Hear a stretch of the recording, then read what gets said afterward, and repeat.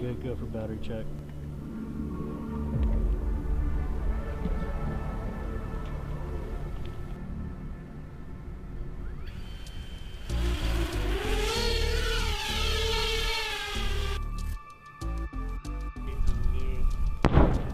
So throughout this whole week, we're doing DIU, and that is going to be testing for FPV drones with the fiber optic and RF drones that we have out here. The difference between a regular RF drone and a fiber optic drone is that when you have a fiber optic cable connected on to the drone, it has zero latency, meaning it won't be able to be jammed if you have fiber optic compared to RF. The way we use drones and the way the infantry works, they can use these drones to not only find enemies and use them to kill the enemies as well, using fiber optic and RF drones capabilities that we have out here.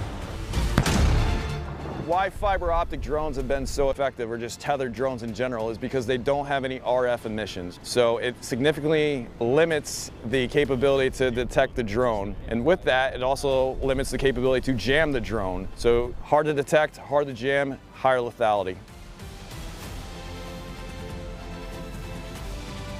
The next conflict, whether it's us or whoever we are in conflict with, drones will be used. FPVs will be used for us and against us. It's important, the testing that we're doing and the integration of procedures, techniques, and tactics, because we need to be better at it than everybody else. The thing to note here is the technology is great, but it will always fail. You need to train. You need to train the techniques, the procedures, the tactics. You need to train to that, uphold the standard, and understand that with this new technology, it doesn't mean you can forget everything else that we were taught as Marines. You're just integrating this into your fires plan with your fist as another thing you can use for suppression or targeted strikes to allow maneuver on the battle space.